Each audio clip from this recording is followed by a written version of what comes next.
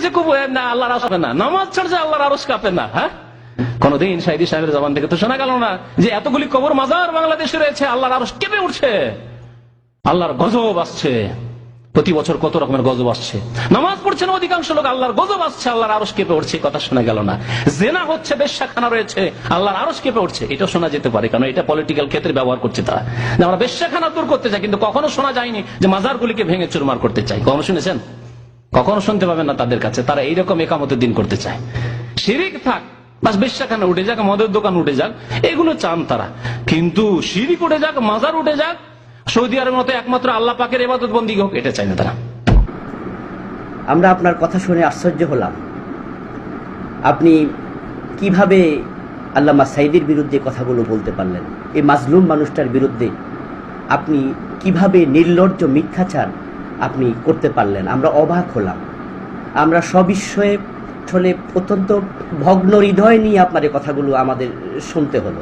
যে লোকটা আজকে প্রায় 10 বছর জেলখানায় মাজলুম অবস্থায় আছে এবং যারা জালেম তাদের রোষানলে পড়ে আছে, এই মানুষটার বিরুদ্ধে আপনি কিভাবে নির্লজ্জ মিথ্যাচার করতে পারলেন? যে উনি শিরকের বিরুদ্ধে কথা বলেনি, অথচ বাংলাদেশে এই মাজারের বিরুদ্ধে, শিরকের বিরুদ্ধে উনার মতো শক্ত কথা বলার সাহস আর কেউ করেনি। আপনারা তো এই কয়দিন আগে শুরু করেছেন, যখন ইউটিউব চ্যানেল ছিল না, যখন এই ফেসবুক ছিল না, তখন তো আপনাদেরকে আমরা কেউ চিনতাম না, আপনাদেরকে কেউ জানতো না। আপনি তো কথা বলা শুরু করেছেন এই কয়দিন হলো মাত্র, এই চ্যানেলগুলো আসার পরে। আল্লামা সাঈদী শিরকের বিরুদ্ধে, মাজারের বিরুদ্ধে কথা বলছে যুগ যুগ ধরে, এবং উনি যখন এই মাজারের বিরুদ্ধে কথা বলেছেন, তখন মাজারের বিরুদ্ধে কথা বলার মতো লোক বাংলাদেশে ছিল না বললে চলে। উনার মতো এতটা সাহস করে মাজারের বিরুদ্ধে মাথা উঁচু করে কথা বলার বাংলাদেশে দ্বিতীয় কোনো ব্যক্তি আছে বলে আমরা জানতাম না। আমরা আল্লামা সাঈদীর মুখ থেকে সর্বপ্রথম এই মাজারের বিরুদ্ধে কথা শুনেছি। আজকে যে আমরা মাজারের বিরুদ্ধে, শিরকের বিরুদ্ধে কথা বলছি, আলহামদুলিল্লাহ শিরকের বিরুদ্ধে আমরা বই লিখেছি, এই উদ্বুদ্ধ আমরা হয়েছি আল্লামা সাঈদীর বক্তৃতা থেকে। আর আপনি কিভাবে মিথ্যাচার করলেন যে উনি শিরকের বিরুদ্ধে কখনো কথা বলেনি, মাজারের বিরুদ্ধে কথা বলেনি? সম্মানীয় দর্শক শ্রোতাবৃন্দ, মতিউর রহমান মাদানী সাহেব কিভাবে ইচ্ছা করে একজন সম্মানীয় ব্যক্তির ইজ্জত হরণ করছে সেটা আপনারা নিজেরা দেখতে পেলেন। আমরা আপনাদেরকে এখনই আল্লামা সাঈদীর বক্তৃতা থেকে কিছু বক্তৃতা আমরা দেখাবো যে তিনি কিভাবে শিরকের বিরুদ্ধে, মাজারের বিরুদ্ধে বাংলাদেশে তিনি কথা বলেছেন, কতভাবে বলেছেন, যুগ যুগ ধরে দৃঢ়তার সাথে বলেছেন। দেশে আজ তাওহীদের বিরুদ্ধে কাজ চলছে, শিরকের ছড়াছড়ি চলছে। আমরা কথা বলছি না চাকরির ভয়, যে কথা তিনি বলেছেন, ইমামতি চলে যাবে, ওয়াজের দাওয়াত হবে না, নইলে কেন কথা বলতে পারি না? মাইজ ভান্ডারী, সুরেশ্বরী, চন্দ্রপাড়ায় যা হয় সব শিরক এবং বিদআতে ভরা। আজ বলা হচ্ছে দিন দুনিয়ার মালিক বাবা ভান্ডারী, নাউযুবিল্লাহি মিন যালিক। এই কথা যারা বলে আর যারা এই কথা বিশ্বাস করে 100% সলিড মুশরিক। শিরকের মধ্যে ডুবে গিয়েছে গোটা জাতি। আপনারা কেন কথা বলছেন না? মসজিদে কথা বলুন, চাকরি চলে যাক, ময়দানে কথা বলুন, চাকরি চলে যাক। রাসূলুল্লাহ যেখানে দান্দার মোবারক শহীদ অবস্থায় উঠবে আল্লাহর দরবারে, যেখানে রাসূলের কলিজার টুকরা মা ফাতেমার নয়নের মণি ইমাম হোসেন সমস্ত শরীরের মধ্যে অসংখ্য তীরের দাগ নিয়ে আল্লাহর দরবারে উঠবেন, হযরতে হামজা কলিজা ফাটা অবস্থায় আল্লাহর দরবারে উঠবেন, সাহাবায়ে কেরাম রক্তাক্ত দাগ নিয়ে আল্লাহর দরবারে উঠবে, তখন নাদুস নুদুস চেহারা নিয়ে আল্লাহ রাসূলের সামনে কিভাবে দাঁড়াবেন? প্রয়োজন হলে জেলে যান, প্রয়োজন হলে মার খান। এই মাজারের বিরুদ্ধে কথা বলুন, এই সব ভণ্ড অলিদের বিরুদ্ধে কথা বলুন। আর মাদানী সাহেব কিভাবে উনার চরিত্রে উনি কলঙ্ক আঁকার চেষ্টা করলো, সাঈদী সাহেব এগুলো বলেনি। এবং মাদানী সাহেবের বলার যে ধরনটা ছিল, আপনারা দেখেছেন যে উনি খুব আক্রমণাত্মক ভাষায় বলছে। এই মিথ্যাচারের বিহিত কি হবে? তা আমরা সুস্পষ্টভাবে বলতে চাই, মাদানী সাহেব যেহেতু আল্লামা সাঈদীর ব্যাপারে হাজার হাজার কোটি কোটি মানুষের সম্মুখে মিথ্যাচার করেছেন, এই মিথ্যাচার থেকে উনাকে তাওবা করা উচিত উনার, এবং উনাকে প্রকাশ্যে ক্ষমা প্রার্থনা করা উচিত। উনার বলা উচিত উনি জানতেন না যে আল্লামা সাঈদী ভূমিকা রেখেছেন। আর যদি তিনি এভাবে প্রকাশ্যে ক্ষমা না চান, তাহলে প্রমাণ হবে যে উনি জেনে বুঝে কিছু ব্যক্তির বিরুদ্ধে উনি মিথ্যাচার করে চলছেন। আর মিথ্যাচার করা এটা মোমেনের স্বভাব হতে পারে না। আপনারা জানেন রাসূলুল্লাহ সাল্লাল্লাহু আলাইহি সাল্লাম বলেছেন, আয়াতুল মুনাফিকি সালাত, ইযা হাদ্দাসা কাযাবা। মুনাফিকের লক্ষণ হলো তিনটি, যখন সে কথা বলবে তখন মিথ্যা বলবে। তাহলে মুনাফিক মিথ্যা কথা বলে।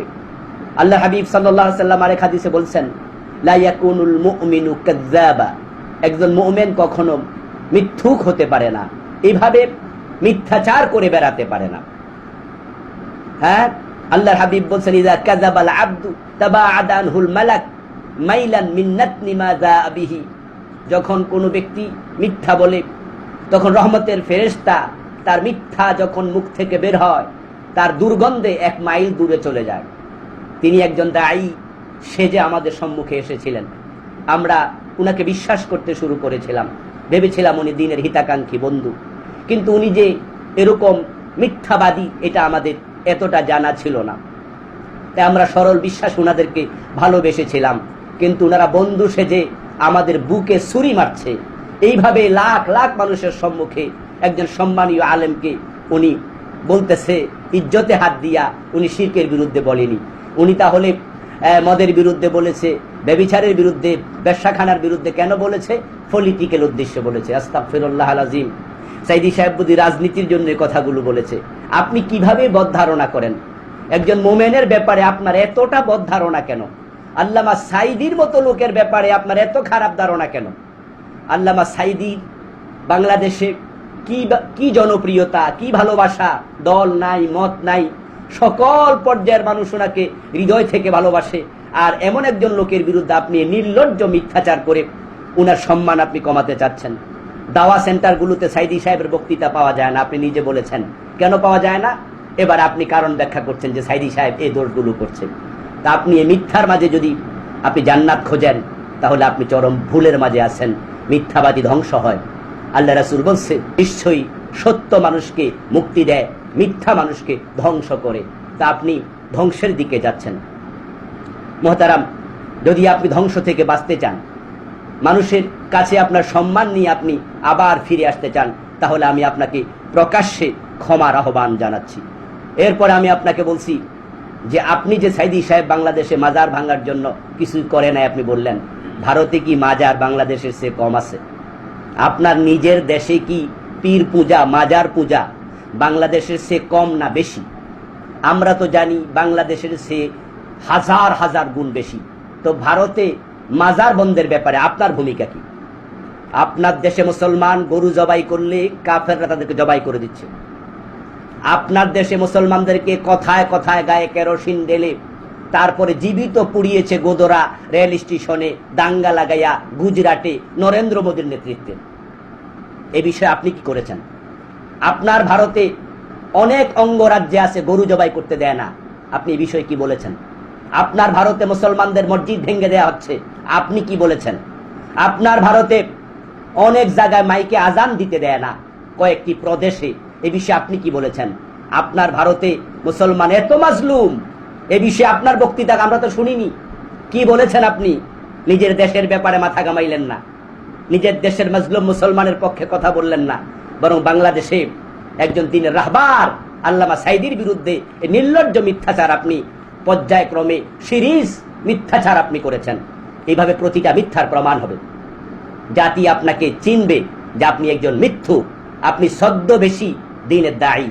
আপনি র অথবা মোসাদের পক্ষ থেকে দায়িত্ব নিয়ে আপনি ইসলাম এবং ইসলামী আন্দোলনের বিরুদ্ধে আপনি কাজ করছেন, দ্বীনের মাঝে বিভক্তি তৈরি করছেন, বাংলা ভাষাভাষী হাজার হাজার যুবককে আপনি উগ্র বানাচ্ছেন, ইসলামী আন্দোলন বিদ্বেষী বানাচ্ছেন। তাদের কলিজার ভিতরে ইসলামের যে মহাব্বত ছিল আপনি সে মহাব্বত খুলে নিয়ে মিথ্যা কথা বলে বলে আপনি তাদের কলিজায় মিথ্যাচার ঢুকাচ্ছেন, উগ্রতা ঢুকাচ্ছেন, আপনি ইসলামের বিদ্বেষ ঢুকাচ্ছেন। আমরা আপনাকে প্রকাশ্যে ক্ষমা চাওয়ার আহ্বান জানাচ্ছি। নাম নিলে ইসলামের ক্ষতি করবে অথবা আপনার ক্ষতি করবে, আপনার পরিবারের ক্ষতি করবে, তার নাম নেবেন? আপনার বাড়িতে ডাকাতি হয়েছে, ডাকাতকে দেখেছেন, তারপরে অনেক সময় ডাকাতের নাম বলতে পারছেন না, সন্ত্রাসী এমন। কারণ ডাকাতের নাম বললে টাকা পয়সা নিয়ে গেছে, কিন্তু কালকে এসে আপনাকে আপনার পরিবার সবকে মেরে ফেলবে। এখন নাম নেওয়া যাবে? নেবেন নাম জীবনে? আপনি জীবনে নাম নেবেন না ভয়ে। কথা বোঝা গেছেন? এটা হচ্ছে মাসলিহাত ইসলাম, ইসলামের খাতিরে। ইসলাম আপনাকে বলেন যে আপনি মরে যান আর নামলেন। এখন ধরেন নাম ধরে যদি কোন রাষ্ট্রপতি সম্পর্কে বলেন সে তো নাস্তিক, তো আপনার দুনিয়া কি আপনার দুনিয়াতে শান্তিতে থাকতে দেবে? দেবে বলেন? আপনি সেই দেশের নাগরিক, দেবে? তাহলে ক্ষতি আছে না নেই? আপনার ক্ষতি, আপনার পরিবারের ক্ষতি, আপনার ছেলে মেয়েদের ক্ষতি। আপনি জেলে 20 বছর জেলে অত ফাঁসিতে চড়ে গেলে আপনার ছেলেগুলো একটি অসহায় সব না পারলো, কে মানুষ করবে এগুলো? বুঝতে পারছেন না? তাহলে নাম উল্লেখ করা যদি ক্ষতি থাকে নাম উল্লেখ করবেন না। নাম উল্লেখ করে লাভ নাই, তাহলে নাম উল্লেখ করবেন না। কিন্তু নাম উল্লেখের প্রয়োজন। তারপরের অংশটুকু শোনেন, ও আম্মা ইদাক্তাজাল আমরু, যদি ওই সময়ের দাবি হয় আই ওসার রাহা বিসমিহি, তার নাম ক্লিয়ার করে বলতে হবে। কেন? লিআজালে তাহযিরিন নাস, মানুষকে সাবধান করার জন্য, মিন মানহাজিহি, তার মানহাজ থেকে। আমরা তবলিগি মানহাজ থেকে সাবধান করার জন্য মাওলানা ইলিয়াসের নাম নিচ্ছি। দেওবন্দি মানহাজের গুমরাহি ভ্রষ্ট থেকে সতর্ক সাবধান করার জন্য, বেহেশতি যাওয়ার থেকে সতর্ক সাবধান করার জন্য হাকিমুল উম্মত আশরাফ আলী থানভীর নাম নিচ্ছি। নিচ্ছি না? চিনেন? মাওলানা জাকারিয়া সাহেবের নাম নিচ্ছি ফাজাইল আমল তবলিগি নিসাব থেকে সতর্ক সাবধান করার জন্য। নিচ্ছি না? নিচ্ছি না? মওদুদের নাম নিচ্ছি, তার কিতাবাদি পড়িয়েন না, নাহলে গুমরাহ হবেন, সতর্ক সাবধান করার জন্য প্রয়োজন আছে। প্রয়োজন আছে, এক লাভ আছে আর ক্ষতি নেই, লাভ আছে আর ক্ষতি নেই, সেই জন্য। জি, ফাহাদিহি, যদি নাম। মাদানী সাহেব হ্যাঁ অত্যন্ত চমৎকার ভাবে বললেন যে নাম নিয়ে যদি সমালোচনা করেন কোনো জালেম বাদশার বিরুদ্ধে, অথবা কোনো এমন কোনো খারাপ মানুষ যে অন্যায় করছে কিন্তু সে সন্ত্রাসী, তার নাম নিয়ে সমালোচনা করলে আপনার ক্ষতি হবে, তাই তার নাম নেওয়া যাবে না। আর যাদের নাম নিলে কোনো ক্ষতি নাই তাদের নাম নেওয়া যাবে। উনি উনার মতো করে কি চমৎকার করে বলে দিলেন। আমরা আশ্চর্য হলাম ওনার বক্তৃতা শুনে, যে যে ব্যক্তি প্রভাবশালী তার নাম নেওয়া যাবে না। অথচ কোরআন মাজিদে আল্লাহ তাআলা মক্কাতে আবু লাহাবের নাম নিয়ে সূরা নাজিল করলেন। মাদানী সাহেব বুঝলেন যাহা, কোরআন কিন্তু তার বিপরীত। কোরআনে আমরা কি পেলাম? মক্কায় যখন মুসলমানরা মাজলুম, আল্লাহ তাআলা তখন কিন্তু আবি লাহাবের নাম নিয়ে তিনি সূরা নাজিল করলেন, তাব্বাত ইয়াদা আবি লাহাবিন ওয়া তাব্বা। আবু লাহাবের নাম নিলে রাসূলের ক্ষতি হয়ে যাবে, এরপরও আল্লাহ কিন্তু নাম নিলেন। এরপর এই সূরা নাজিল হওয়ার পরে রাসূল সাল্লাল্লাহু আলাইহি সাল্লাম আবু লাহাবের নামে সূরা যদি তিনি বলে দেন মানুষের কাছে যে আল্লাহ নাজিল করছে, তাহলে তো আবু লাহাব আক্রমণ করতে পারে। তাই বলে কি রাসূল সাল্লাল্লাহু আলাইহি সাল্লাম এই সূরা কি লুকায় রাখছে? উনি কি সূরাটাকে কিছুদিনের জন্য লুকায় রাখছেন যে মদিনায় গিয়ে হিজরতের পরে তারপরে বলা হবে? আল্লাহর হাবিব এরকম কিছু করেছেন? তো আল্লাহ রাসূলও তো এটা মক্কায় বলে দিলেন, তাহলে নাম বলা যাবে না এটা উনি কোথায় পেলেন? আল্লাহ তো নাম বলে দিলেন। এরপরে এবার দেখেন যে যাদের নাম নিলে পরে জুলমের শিকার হবে, তাই তাদের নাম বলা যাবে না, তাদের কথা গোপনে বলতে হবে, হ্যাঁ প্রকাশ্যে বলা যাবে না। অথচ রাসূলুল্লাহ সাল্লাল্লাহু আলাইহি সাল্লামকে প্রশ্ন করা হয়েছিল, আইয়ুল জিহাদে আফদাল, শ্রেষ্ঠ জিহাদ কোনটি? আল্লাহর হাবিব বললেন, আফদালুল জিহাদ কাউলু কালিমাতি হাক্কিন ইনদা সুলতানিন জাইর। আল্লাহ রাসূল বললেন যে জালেম শাসকের সামনে সত্য কথা বলা, এটা হচ্ছে সবচেয়ে বড় জিহাদ। কোরআন মাজিদ আল্লাহ তাআলা মক্কা আবু লাহাবের নাম ধরে তার সমালোচনা করলেন, এবং রাসূল বললেন জালেম শাসকের সামনে শক্ত করে সত্য কথা বলে দেয়া শ্রেষ্ঠ জিহাদ। আর উনি বলতেছেন না, নাম নেওয়া যাবে না, বিপদের আশঙ্কা। কি সুবিধাবাদী ইসলাম! হ্যাঁ, কি সুবিধাবাদী ইসলাম! মানে ইসলাম প্রচার করবে ততক্ষণ, নিজে নিরাপদ থাকবে যতক্ষণ। বিপদ আছে যেখানে, উনারা নাই সেখানে। হ্যাঁ, সৌদি আরবে ইসলামী রাষ্ট্র আছে, হ্যাঁ, তাওহীদ সেখানে প্রতিষ্ঠিত, রাষ্ট্রীয়ভাবে ইসলাম প্রতিষ্ঠিত। এই জন্য একটি সুন্দর এসি রুম পাইছে, এয়ার কন্ডিশন রুমের ভিতরে বসে সেখানে ইসলাম প্রচার করছে। আর ভারতে গেলে খুব মুসিবত, এজন্য ভারতেও যায়ও না, ভারতের ব্যাপারে কথাও বলে না, সেখানে ইসলাম প্রচারের খবর নাই। নিজের দেশে শিরকে ভরা ভারতের কোটি কোটি মুসলমান, কাফেরের কথা বাদ দিলাম, ভারতের কোটি কোটি মুসলমান শিরকে লিপ্ত। মাইনুদ্দিন চিশতি রহমতুল্লাহ আলাইহির মাজারে সেখানে প্রকাশ্যে মানুষ সেজদা করতেছে। ওই ভারতে যে এত শিরিক, নিজের দেশ, ওইটার খবর নাই, কারণ সেখানে গিয়ে বললে তো মাইর খাওয়া লাগবে। এই জন্য ওনাদের ইসলাম হলো যেখানে পরিবেশ পাবে সেখানে বলবে। আর নিরীহ মানুষ যদি পায় তাহলে আবার তাদের বিরুদ্ধে বলা জায়েজ আছে। হ্যাঁ, তাদের বিরুদ্ধে বলতেছে, এই যে আল্লামা সাইদি, উনি জেলখানায় আছে, তাই উনার বিরুদ্ধে বললে মাদানী সাহেবের কোনো ক্ষতি নাই, মাইর খাওয়ার সম্ভাবনা নেই। এই জন্য উনার বিরুদ্ধে উনি মিথ্যাচার করে যাচ্ছেন ঢালাও ভাবে। সাইদিকে কেউ চিনে না, সাইদি হাদিস জানে না, সাইদি সাহেব শিরকের বিরুদ্ধে কখনো কথা বলে নাই, সাইদি সাহেব এ করছে ওই করছে, সিরিজ বোমা ফাটাচ্ছে, একবারে মিথ্যাচারের বোমা ফাটাচ্ছে পর্যায়ক্রমে। কারণ সাইদি তো জেলখানায় আছে। জামাত ইসলামী বাংলাদেশে এটি মাজলুম সংগঠন, সবাই জানে। ওদের নেতা কর্মীরা বাড়িতেও ঘুমাইতে পারে না, হাজার হাজার মামলা, ফাঁসি দিচ্ছে। তাই উনি ওই মাজলুমদের বিরুদ্ধে কথা বলতেছে, সিরিজ কথা বলে যাচ্ছে, মিথ্যাচার করে যাচ্ছে পর্যায়ক্রমে। কারণ ওদের বিরুদ্ধে বললে মারি খাওয়া লাগবে না। ইখওয়ানুল মুসলিমিন মিশরে জালেম সিসি ওদের হাজার হাজার নেতা কর্মীকে ফাঁসি দিচ্ছে, জেলে দিচ্ছে, মারি ফেলতেছে। ওদের মাজলুম একটি সংগঠন, ইসরায়েল কর্তৃক সরাসরি ওরা সেখানে মাজলুম। ওদেরকে ক্ষমতা থেকে টেনে নামিয়ে তাদের প্রেসিডেন্ট মোরসি সহ হাজার হাজার নেতা কর্মীকে জেলে দিয়েছে। ওই মাজলুমদের পক্ষে কথা বলে না, বরং উনি জালেমদের পক্ষ নিয়ে ওই মাজলুমদের বিরুদ্ধে কথা বলছে। কারণ মারি খাওয়া লাগবে না, ওরা তো সবাই মাজলুম, ওরা জেলে আছে। এই হলো উনার ইসলাম প্রচার। আস্তাগফিরুল্লাহ আল-আযীম। আপনার এই জাতীয় ইসলাম প্রচারের মুখে থুতু মারা দরকার। আমরা ধিক্কার জানাই আপনার এই জাতীয় চিন্তাধারার পিছনে, যে জালেমদের বিরুদ্ধে কথা বলার সাহস আপনার নেই। অথচ ইসলামের জেহাদ কি, ইসলামের মুজাহাদা কি? ইসলাম হচ্ছে মাথা উঁচু করে কথা বলা। হেরাক্লিয়াসের সামনে গিয়ে সাহাবারা মাথা উঁচু করে কথা বলেছেন। হ্যাঁ, যেখানে দাওয়াত নিয়েছে খসরু পারভেজের কাছে, মুসলমানরা মাথা উঁচু করে কথা বলেছিলেন। রাজদরবারে বলেছিল মাথাটা একটু নুইয়ে ঢোকো, সাহাবী বলেছে মাথা কল্লা কাটা যাবে কিন্তু মাথা নোয়ানো যাবে না কোনো মানুষের কাছে। এই ছিল ইসলাম। আপনার দ্বারা ইসলামের চরম ক্ষতি হচ্ছে মহতারাম, চরম ক্ষতি হয়ে যাচ্ছে।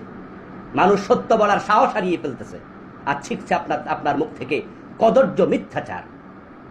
এবং এই মাজলুমগুলোর বিরুদ্ধে আপনার মুখ থেকে বের হচ্ছে নর্দমার ময়লা, নর্দমার ময়লা বের হচ্ছে আপনার মুখ থেকে, যে ময়লা দ্বারা পুরা মুসলিম সমাজ আজকে ময়লা যুক্ত হয়ে যাচ্ছে।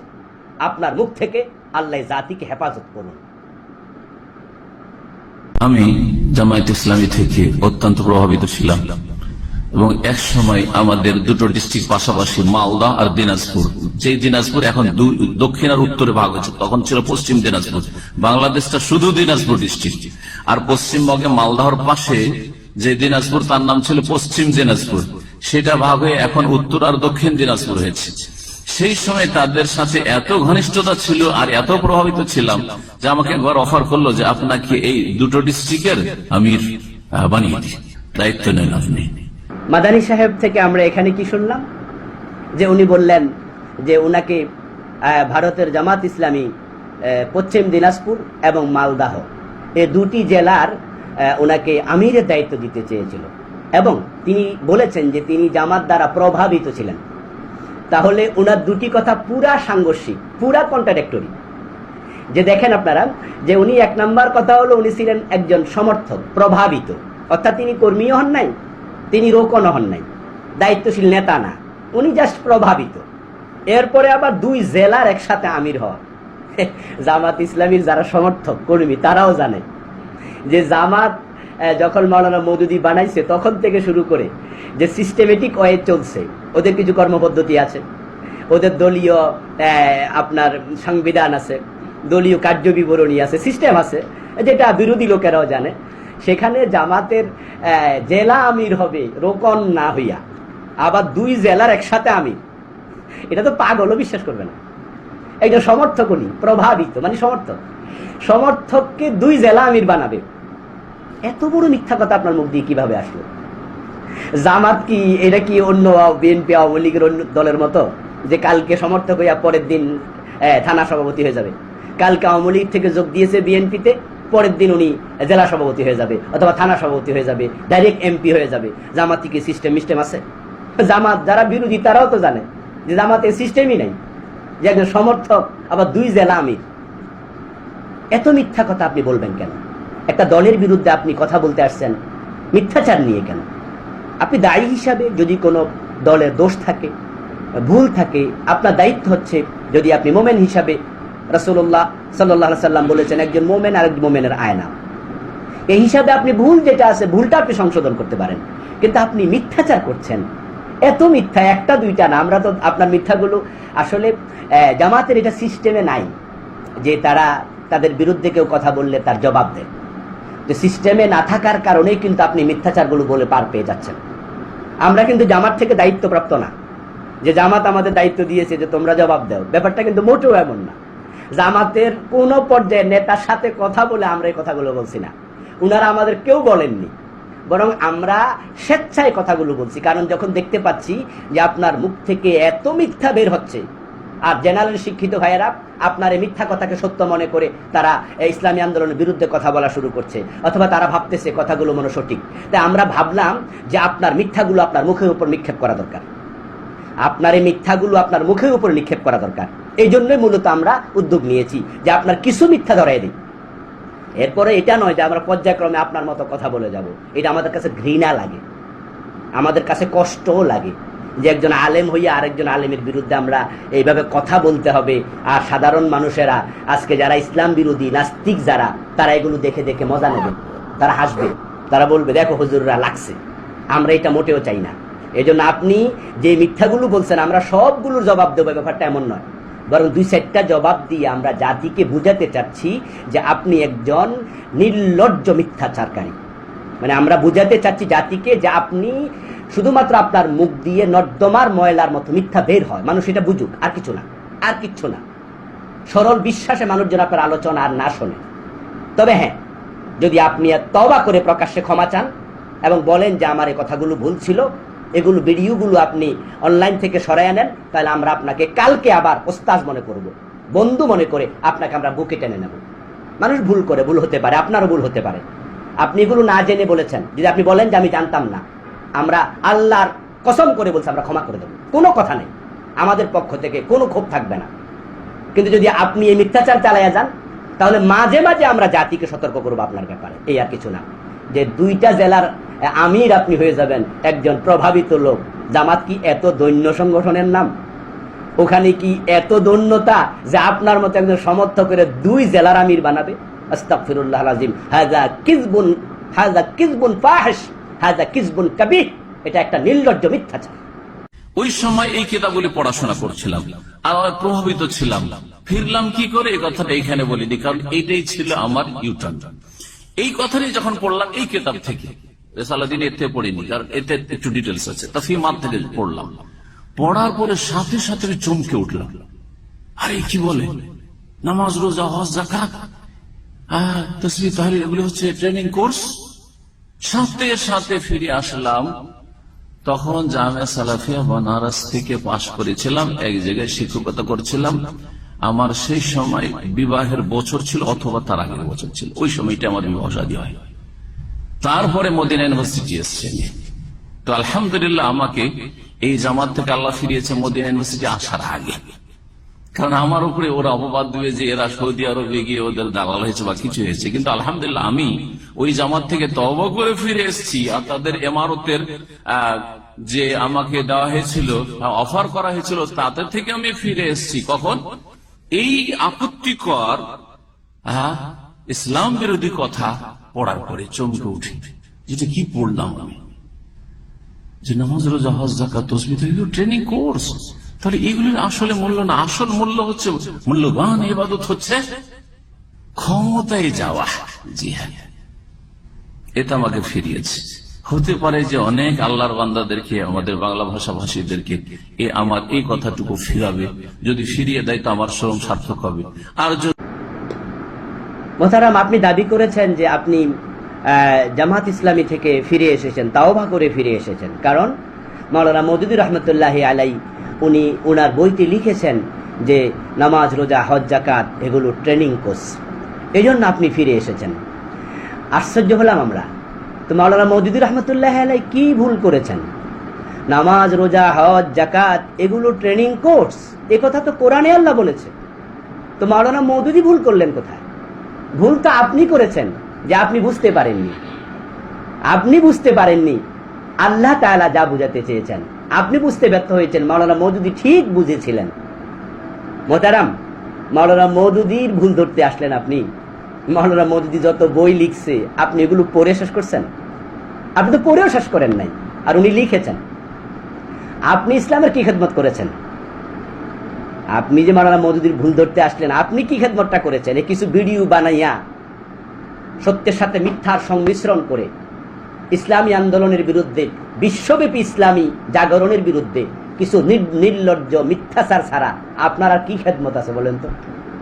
মাওলানা মওদুদি ঠিক বুঝেছিলেন, নামাজকে আল্লাহ নিজে বলেছেন ট্রেনিং কোর্স। এটা আল্লাহ বলেননি আকিমিস সালাহ ইন্নাস সালাতা তানহা আনিল ফাহশাই ওয়াল মুনকার, নামাজ কায়েম করো, নিশ্চয় নামাজ কদাচার, পাপাচার, অশ্লীলতা থেকে ফিরাবে। তাহলে নামাজ কি ট্রেনিং নয় অন্যায় থেকে ফিরে আসার? আল্লাহ তাআলা আর এক আয়াতে বলেছেন আকিমিস সালাহ লিযিকরি, আকিমিস সালাতা লিযিকরি, যে আমি আল্লাহকে স্মরণ রাখার জন্য নামাজ কায়েম করো। তাহলে নামাজের উদ্দেশ্য অন্যায় অপরাধ থেকে ফিরে আসা, মানুষ যেন এই নামাজের মাধ্যমে অন্যায় অপরাধ ছেড়ে দেয়। নামাজে গিয়ে মানুষ আল্লাহকে চিনবে, আল্লাহু আকবার বলবে, বলার পরে তার ভিতরে চিন্তা তৈরি হয়ে যাবে আল্লাহ হচ্ছেন সবচেয়ে মহান, যিনি সবচেয়ে মহান তার কথার বাহিরে চলা যায় না। তাই তো মানুষগুলো তাকবীরে তাহরিমা দিয়ে যখন নামাজ শুরু করে সালাম ফিরানো পর্যন্ত আল্লাহ ছাড়া কারো আইন আর মানে না, একটা আইনও কারো মানবে না, সবটা আল্লাহর আইন মানবে। নামাজ তাকে ট্রেন করছে, প্রশিক্ষিত করছে। যখন লোকটা নামাজ থেকে মসজিদের বাহিরে যাবে, ঠিক নামাজের মতো বাহিরেও সে আল্লাহ ছাড়া আর কারো আইন মানবে না। এই তো নামাজের শিক্ষা, আকিমিস সালাতা লিযিকরি। আল্লাহ বলছেন নামাজ কায়েম করো আমি আল্লাহকে স্মরণ রাখার জন্য। যে ব্যক্তির নামাজ তাকে অন্যায় থেকে ফিরাবে না, আল্লাহর স্মরণ তার অন্তরে তৈরি করে দেবে না, ফাওয়াইলুল লিল মুসাল্লিন আল্লাযীনা হুম আন সালাতিহিম সাহুন, ওই নামাজীদের জন্য ধ্বংস যারা নামাজের ব্যাপারে বেখবর। এই বেখবরের অনেকগুলো ব্যাখ্যা আছে, তার মাঝে একটা ব্যাখ্যা হচ্ছে সে নামাজে কি বলেছে সে বাহিরে তা বোঝেইনি। সে নামাজে বলেছে আল্লাহ মহান, অথচ বাহিরে গিয়ে সে আল্লাহকে আর মানে না, সে অন্য মানুষকে মানছে। মসজিদে গিয়ে আল্লাহকে সেজদা করে সে শিক্ষা নিয়ে বের হবে, এই কপাল আর কোথাও নত হবে না। অথচ অনেক নামাজি মানুষ বাংলাদেশে আছে যারা মসজিদে গিয়ে আল্লাহকে সেজদা দেয়, আবার মসজিদের বাহিরে গিয়ে মাজারেও সেজদা দেয়। তাহলে সে নামাজের ব্যাপারে বেখবর, নামাজে সে কি করেছে কি বলেছে বাস্তব জীবনে সেটা আমল করে নাই। নামাজ মানুষকে প্রশিক্ষিত করবে কিভাবে পুরা জীবনে আল্লাহর গোলামি করা লাগে। ঠিক রোজা সাওমের ব্যাপারে আপনার বক্তব্য কি? সাওম কি প্রশিক্ষণ নয়? মাওলানা মওদুদি তো ঠিক কথা বলেছেন। রমজান মাস আসলে সবাই তো আমরা ওয়াজ করি, রোজা আল্লাহ ফরজ করেছেন কেন? লাআল্লাকুম তাত্তাকুন, যেন তোমরা মুত্তাকি হতে পারো। তাহলে রোজার উদ্দেশ্য কি উপবাস থাকা? রোজার উদ্দেশ্য হলো মুত্তাকি বানানো। তাহলে কিভাবে তাকওয়ার ট্রেনিং নিতে হয় রোজা থেকে সেটা শিখতে হয়। তাহলে রোজাও তো আমাদের প্রশিক্ষণ দিচ্ছে কিভাবে মুত্তাকি হওয়া যায়। হজ আমাদেরকে প্রশিক্ষণ দিচ্ছে ঐক্যের শিক্ষা নেয়ার জন্য, তাওহীদের শিক্ষা নেয়ার জন্য। ঘোষণা করবে লাব্বাইক আল্লাহুম্মা লাব্বাইক, লাব্বাইক লা শারীকা লাকা লাব্বাইক, আল্লাহ তোমার কেউ শরীক নাই। পৃথিবীর সব মুসলমান এক জায়গায় একত্রিত হয়ে লা শারীক, আল্লাহর ওয়াহদানিয়াতের ঘোষণা শিক্ষা হজ থেকে নেবে। পাথর মারবে মিনায় গিয়ে, শয়তান কি সেখানে দাঁড়ায় আছে? শয়তানকে তো কেউ পাথর মারে না, পাথর মেরে শিক্ষা নিচ্ছে আমি যখন হজ থেকে দেশে ফিরে যাব আমার সম্মুখে যত শয়তান আসবে ওভাবে পাথর মারতে হবে, তাকে সরাইতে হবে। হজের শিক্ষা এইভাবে নামাজ, রোজা, হজ, এই সমস্ত বিষয়গুলো, যাকাত, অন্য অন্য যে সমস্ত শরীয়তের মৌলিক বিধানগুলো আছে এগুলো আমাদেরকে প্রশিক্ষিত করছে পুরা জীবনে আল্লাহর তাওহীদ মেনে নিয়ে আল্লাহকে একবারে এক আল্লাহই একমাত্র আদেশকারী, হুকুমকারী। আলাহুল খালকু আলাম, সৃষ্টি যার, আইন চলবে শুধু তার, শুধু আল্লাহর বিধান মানতে মানুষ বাধ্য থাকবে। এর ট্রেনিং দিচ্ছে আমাদের নামাজ, রোজা, হজ, যাকাত। এই প্রশিক্ষণ আল্লাহ দিচ্ছে এই নামাজ, রোজা, হজ, যাকাতের মাধ্যমে। মানুষ যেন এই নামাজের মাধ্যমে, যাকাতের মাধ্যমে, সিয়ামের মাধ্যমে, হজের মাধ্যমে মানুষ আল্লাহমুখী হবে, আল্লাহকে পুরা জীবনে সব জায়গায় মেনে নেবে। এটাই তো মূল শিক্ষা। তো মাওলানা মওদুদি তো এটাই বলেছেন, আর আপনি এটা দেখে তাওবা করছেন। এর মানে কি? কিসের তাওবা করেছেন? তা আপনি এখানে কি ভুল পেয়েছেন? আমরা তো কোনো ভুল পাইনি। আমরা তো মাওলানা মওদুদির বইগুলো পড়েছি, পড়ে আমরা তো এটাই শিখেছি যে আমার নামাজ, আমার যাকাত, আমার হজ, আমার সাওম আমাকে শিক্ষা দিচ্ছে যে এক আল্লাহমুখী হও। এটাই হচ্ছে মূল ইবাদত, মূল ইবাদত হচ্ছে আলা লাহুল খালকু ওয়াল আম, আমি আমার রব ছাড়া কাউকে মানব না জীবনের কোথাও।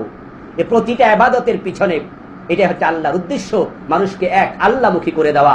কুল ইন্না সালাতি ওয়া নুসুকি ওয়া মাহইয়ায়া ওয়া মামাতি লিল্লাহি রাব্বিল আলামিন। তো মাওলানা মওদুদী তো এটাই বলেছেন। আমরা তো ঠিকঠাক বুঝেছি, ভুল বুঝেছেন আপনি। আর অথবা আপনি ভুল বোঝেননি, ঠিকঠাক বুঝেছেন, বুঝে আপনি এখানে দুর্ততার আশ্রয় নিয়েছেন। আপনি কারো এজেন্ডা বাস্তবায়ন করছেন, সরল সহজ জেনারেল শিক্ষিত মানুষগুলাকে আপনি বিভ্রান্ত করছেন। আপনার শ্রোতাদের মাঝে কিন্তু আমি গতবার দাবি করেছি, এবারও বলছি, কামেল পাস শতে একজনও পাওয়া যাবে না, দাওরা পাস তো পাওয়া যাবেই না। প্রায় জেনারেল শিক্ষিত, কলেজে পড়ুয়া, ইউনিভার্সিটি পড়ুয়া, অর্ধশিক্ষিত, বিদেশ গিয়েছে কাজকর্ম করার জন্য, ভালো, তারা আপনার থেকে শিখতে, লেখাপড়ার নাই, সামান্য 1-2 ক্লাস পড়ে গেছে, কিন্তু সেখানে গিয়ে আপনার 2-4টা লেকচার শুনে মাথার মাঝে ঘোমটা দিয়া আজকে উনি শায়েক সেজে আপনার মতো করে ফতুয়া দিচ্ছে। মানে আপনি সবাইরে মুফতি বানায় ছেড়ে দিলেন, আর ঘরে ঘরে মুফতি তৈরি হইয়া এখন উনারা এই জাতীয় বাজে ফতুয়া দিয়া ইসলামকে সমূলে বিনষ্ট করে দেবে। ইসলাম ধ্বংসের জন্য ইহুদি আর খ্রিস্টান আর লাগবে না, মোসাদ আর লাগবে না, আপনারাই যথেষ্ট এবং আপনার মুরিদরা যথেষ্ট। এই আপনি এবং আপনার মুরিদদেরকে বলছি, গোটা আহলে হাদিস সম্প্রদায়কে আমরা বলছি না। আহলে হাদিসের মাঝে আলহামদুলিল্লাহ অনেক ভালো মানুষ আছে, ইসলামী আন্দোলনের পক্ষে এখন হাজার হাজার লোক আছে, কিন্তু শুধু আপনার মতো কিছু লোক এবং আপনার যারা মুরিদ হয়েছে, অন্ধ মুরিদ। আপনি যে মিথ্যা কথা বলতেছেন আমরা ধরাইয়া দিচ্ছি, এই মিথ্যাগুলো শোনার পরেও আপনার মুরিদেরা বিশ্বাস করবে না, বরং তারা আপনার পক্ষে ওই আমাদের দেশের ভণ্ড পীরের মুরিদদের মতো সাফাই গাইতেই থাকবে। আপনার এই মিথ্যাচারগুলো ধরানোর পরেও তারা আপনার থেকে ফিরে আসবে না। তারা হতভাগ্য, তারা হতভাগ্য। আল্লাহ আমাদের সকলকে, আপনাকে, তাদেরকে হেদায়াত দান করুন। আর এই কাফের অবাধ্য জাতিগুলিকে ধ্বংস করে দিয়ে তোমাদেরকে পৃথিবীতে স্থলাভিষিক্ত করি। অতঃপর তোমাদেরকে করেছি খালায়েফা, স্থলাভিষিক্ত। খালায়েফ খলিফাতুনের বহুবচন, খোলাফাও হয় আর খালায়েফও হয়, খলিফাতুন। ফিল আরজে, জমিনে তোমাদেরকে খলিফা বানিয়েছি। কার খলিফা?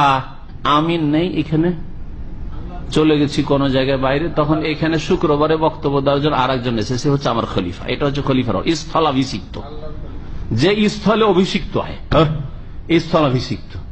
আমার স্থল দখল করলো। তো এখানে যে আল্লাহ খলিফা বলে, জমিনের খলিফা হচ্ছে আদম সন্তান, মানব জাতি হচ্ছে জমিনে খলিফা। কার খলিফা? এই মওদুদীর কিতাবে, জামাত ইসলামের কিতাব আর ইখওয়ানীদের কিতাবে কেমন করে গুমরা করেছে যে আওয়াজ আসছে আল্লাহর খলিফা। বুঝছেন না কেমন ভাবে কুপ্রভাব পড়েছে মুসলিম সমাজের উপর এই মওদুদীর কিতাব আর ইখওয়ানীদের কিতাবের, সাইয়্যিদ কুতুব আর এই হাসান বান্নার কিতাবের। কথাগুলি ক্লিয়ার করে না বললে বুঝবেন না। একটি আয়াত দেখান যেখানে খলিফাতুল্লাহ বলা হয়েছে, আদমকে অথবা মানব সন্তানকে বলা হয়েছে আল্লাহর খলিফা। আল্লাহ তো গায়েবী না, আল্লাহ বলছে অমাকুন না গায়েবীন, আমি তো গায়েবী নই, তো আল্লাহর খলিফা। খলিফা কার হয়? যে গায়েব থাকে তার খলিফা। আমি আছি, আবার আমার কিসের খলিফা? আমার কিসের খলিফা? আমি যখন নেই তখন আমার খলিফা। আল্লাহ সবসময় হাজির, তা আল্লাহর কিসের খলিফা? আল্লাহ হাইয়ুন লা ইয়ামুত, আল্লাহু লা ইলাহা ইল্লা হুয়াল হাইয়ুল কাইয়্যুম। ভালো করে বুঝেন আর মগজ সাফ করেন এই সব বিভ্রান্তি থেকে, গুমরাহি থেকে। আল্লাহর খলিফা মানুষ নয়। মাদানী সাহেব এখানে দাবি করেছেন যে মানুষ আল্লাহর খলিফা না, মানুষ জিনদের খলিফা। আমি এখানে আপনাদের জ্ঞাতার্থে বলতে চাই যে খলিফা শব্দটি একাধিক অর্থে ব্যবহৃত হয় আরবি অভিধানে। খলিফা শব্দটির অর্থ প্রতিনিধি, আবার খলিফা শব্দের অর্থ হচ্ছে স্থলাভিষিক্ত। তো আল্লাহ তাআলার স্থলাভিষিক্ত মানুষ কিভাবে হবে? আল্লাহ তো হাইয়ুল কাইয়্যুম, সুতরাং উনার স্থলাভিষিক্ত হওয়ার সুযোগ নেই, কিন্তু আল্লাহর পক্ষ থেকে প্রতিনিধি হওয়ার সুযোগ আছে। যেমন আল্লাহ তাআলা রাসূলদেরকে দূত হিসাবে পাঠিয়েছেন পৃথিবীর মানুষের কাছে, তো ঠিক একইভাবে আল্লাহ তাআলা জমিনে মানুষকে প্রতিনিধিত্ব দিয়েছেন। এই ব্যাখ্যাটি অনেক মুফাসসির করেছেন। উনি দাবি করেছেন যে মানুষ আল্লাহর খলিফা। এটা মাওলানা মওদুদী, সাইয়্যিদ কুতুব, হাসান আল বান্না রাহিমাহুমুল্লাহ, এই বিদগ্ধ পণ্ডিতদের নাম উনি বক্রভাবে উল্লেখ করে বললেন যে তাদের কিতাব এবং তারা মানুষকে গোমরা করেছে। এত বড় পণ্ডিতদের শানে উনি এই শব্দটা কিভাবে উল্লেখ করলেন আমার বুঝে আসলো না। সাইয়্যিদ কুতুব, হাসান আল বান্না, মাওলানা মওদুদী, তাদের যে পাল্লা, আমাদের মাদানী সাহেবকে কি সে পাল্লায় কাছাকাছি তোলা যাবে? উনি কি নিজেকে তাদের কাছাকাছি মনে করেন? যারা উনার ভক্ত মুরিদান আছে অন্ধ, উনার কিছু আরবি শব্দ শুনে উনাকে মনে করে যে উনি বিশ্ববিখ্যাত শায়েখ। তাদের কাছে উনি তাদের চেয়ে আরো বড় পণ্ডিত হতে পারেন। হয়তো ইমাম ইবনে কাসিরের চেয়ে বড় পণ্ডিত হতে পারে, বিন বাদের চেয়ে বড় পণ্ডিত।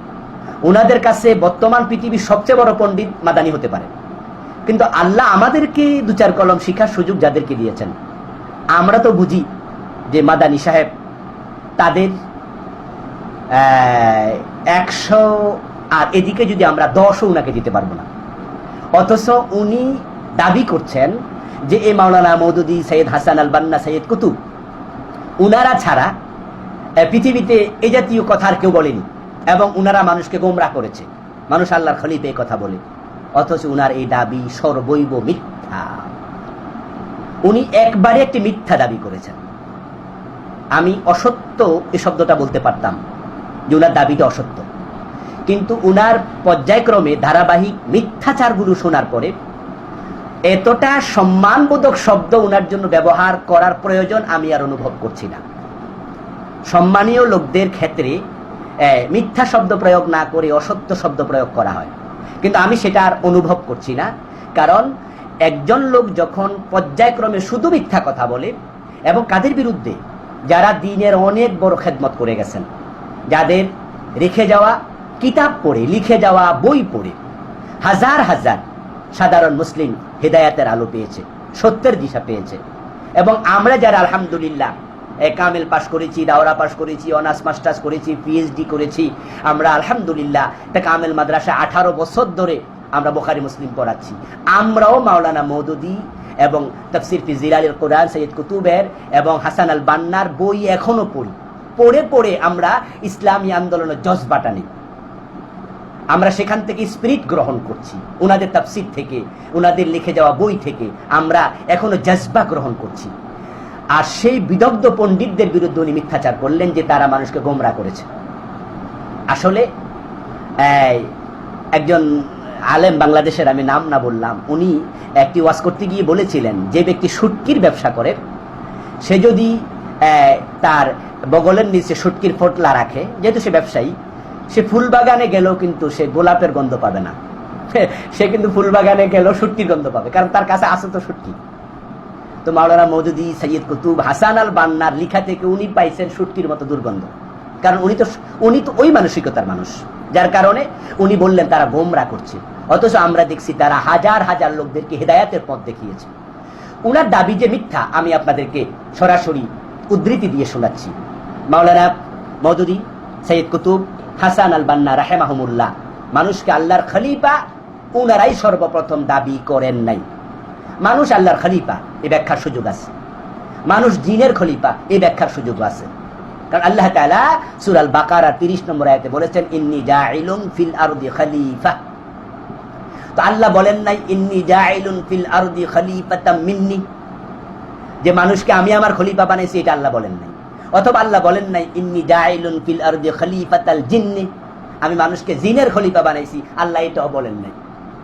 আল্লাহ তাআলা জাস্ট খলিফা শব্দ বলে তিনি ছেড়ে দিয়েছেন, ইন্নী জাইলুন ফিল আরদি খলিফা, আমি জমিনে খলিফা বানাতে চাই, আমি প্রতিনিধি বানাতে চাই, আমি স্থলাভিষিক্ত বানাতে চাই। তাহলে এখানে আল্লাহ খলিফা বলে ছেড়ে দিলেন, তাহলে এখানে ব্যাখ্যার সুযোগ আছে। তাই মুফাসসিররা দুরকম ব্যাখ্যা করেছেন। কেউ বলেছেন মানুষ আল্লাহর খলিফা, কেউ বলেছেন মানুষ জিনের খলিফা। কিন্তু উনি দাবি করছেন মানুষ জিনের খলিফা, আল্লাহর খলিফা। এটা ঠিক না, এটাই 3 জন ছাড়া কেউ বলেনি। অথচ উনার এই দাবি সর্বৈব মিথ্যা। 1 নাম্বার, মানুষ আল্লাহর খলিফা, ইমাম ইবনু কাসির রাহেমাহুল্লাহ এটা বলেছেন তার তাফসীরে। ইমাম ইবনু কাসির রাহেমাহুল্লাহ উনি 701 হিজরিতে জন্ম নিয়েছেন, আর এখন চলতেছে 1440 হিজরি। তাহলে আজ থেকে 740 বছর আগে ইমাম ইবনু কাসির রাহেমাহুল্লাহ জন্ম নিয়েছেন। উনি আজ থেকে 700 বছর আগে উনার তাফসীরে লিখেছেন, কালা ইবনু জারির ফাকানা তাবিলুল আয়াহ আলা হাযা ইন্নী জাইলুন ফিল আরদি খলিফাতাম মিন্নি। ইবনু কাসির বলেন, ইবনু জারির রাহেমাহুল্লাহ ব্যাখ্যা করেছেন এই আয়াতের যে আমি আমার খলিফা বানাতে চাই, ইয়াখলুফুনি ফিল হুকমি বিল আদলি বাইনা খালকি, যে তারা আমার বান্দাদের মাঝে আদালত হুকুমের ক্ষেত্রে প্রতিষ্ঠিত করার বিষয়ে আমার প্রতিনিধিত্ব করবে। তাহলে ইমাম ইবনু কাসির আজ থেকে 700 বছর আগে বলছেন খলিফাতাম মিন্নি, আমার খলিফা মানে আল্লাহর খলিফা। আচ্ছা, এরপরে সূরা আল বাকারার 30 নম্বর আয়াতের ব্যাখ্যায় আল্লামা ইমাম তাবারি রাহেমাহুল্লাহ উনি বলেছেন, উনি কি বলে, উনি জন্মগ্রহণ করেছেন 224 হিজরিতে, এর মানে আজ থেকে 1100 বছর আগে, প্রায় আজ থেকে 1100 বছর আগে ইমাম তাবারি ব্যাখ্যা করেছেন। কি ব্যাখ্যা করেছেন? ইন্নাল্লাহ আখবারাল মালাইকাতা ইন্নাহু জাইলুন ফিল আরদি খলিফাতান লাহু, যে আল্লাহ তাআলা ফেরেশতাদেরকে বললেন যে তিনি তার খলিফা বানাতে চান। ইয়াহকুমু ফিহা বাইনা খালকিহি বিহুকমিহি, আর তার খলিফারা তার সৃষ্টির মাঝে তার হুকুম প্রয়োগের ক্ষেত্রে তার প্রতিনিধিত্ব করবে। তাহলে 1100 বছর আগে মানুষ আল্লাহর খলিফা, এই ব্যাখ্যা করেছেন ইমাম তাবারি রাহেমাহুল্লাহ। এরপরে আল্লামা কুরতুবী রাহমাতুল্লাহ আলাইহি, উনি জন্ম নিয়েছেন 600 হিজরিতে, কোন কোন মুআররিখ বলেছেন 610 হিজরিতে, তো এখন 1440, তাহলে প্রায় 800 বছর হয়ে গেল। 800 বছর আগে ইমাম কুরতুবী কি ব্যাখ্যা করেছেন শুনুন। ইমাম কুরতুবী বলেন আদম হুয়া খলিফাতুল্লাহ, আদম হলো আল্লাহর খলিফা, ফি ইমদাই আহকামিহি, আল্লাহর হুকুম বাস্তবায়নে, ওয়া আওয়ামিরিহি, এবং আল্লাহর আদেশগুলো বাস্তবায়নে। তাহলে আজ থেকে 800 বছর আগে ইমাম কুরতুবী বললেন উনার তাফসিরে, আদম হলেন আল্লাহর খলিফা। আচ্ছা, এবার তাফসিরে খাজেন প্রণেতা কি বলে শুনুন। তাফসিরে খাজেন প্রণেতা জন্মগ্রহণ করেছেন 678 হিজরিতে, তাহলে প্রায় 800 বছর হয়ে গেল উনারটাও। উনিও 800 বছর আগে কি বলেছেন? ওয়াসসহিহু ইন্নামা সুম্মিয়া খলিফাতান লিআন্নাহু খলিফাতুল্লাহ ফি আরদিহি। তাফসিরে খাজেন প্রণেতা বলেন সহি কথা হলো, সঠিক কথা হলো, আদম আল্লাহর খলিফা।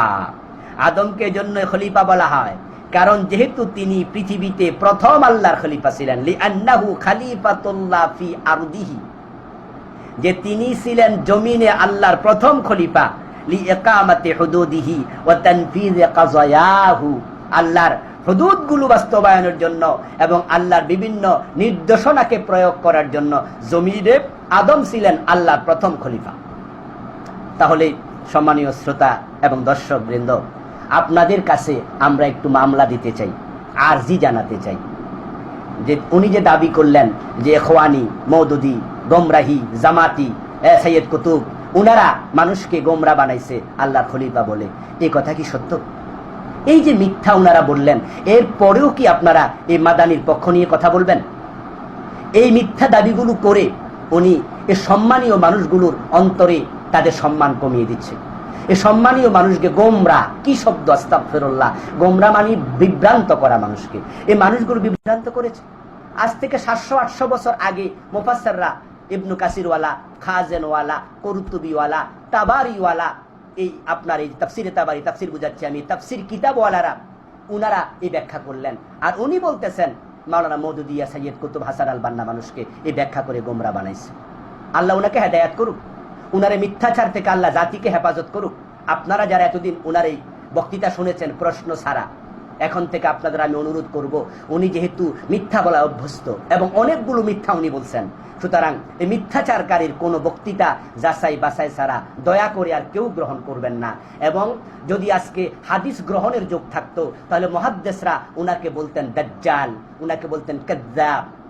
যারা জীবনে রাসূলের নামে একটা হাদিস মিথ্যা বলেছে তাদের বর্ণিত সকল হাদিস হয়ে গেছে মাউযু, এবং এই জাতীয় লোকদেরকে মুহাদ্দিসরা দাজ্জাল এবং কাযযাব বলতেন।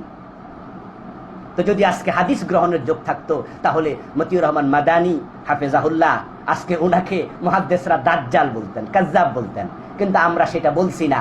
আমরা বলছি যে উনার কথা বিনা বিচারে গ্রহণ আর করবেন না, কারণ তিনি মিথ্যাচারে অভ্যস্ত। এবং কেন যে তিনি এই মিথ্যাচার করছেন আল্লাহু আ'লাম, আল্লাহ ভালো জানেন। হতে পারে এটা হতে পারে, কারণ আমাদের বাংলাদেশে একজন অনেক বড় আলেম, উনি সোলাকিয়া ঈদগাহের এখন খতিব। উনিও কিন্তু এলেমের দিক থেকে যথেষ্ট প্রাজ্ঞ পণ্ডিত। উনার লেখা কিছু বই আমি আমার পিএইচডির কাজে পড়েছি। পড়তে গিয়ে আমি অবাক হয়েছি যে উনি এত জানে, কিন্তু ওই লোকটার মাথা কিনে নিয়েছে র।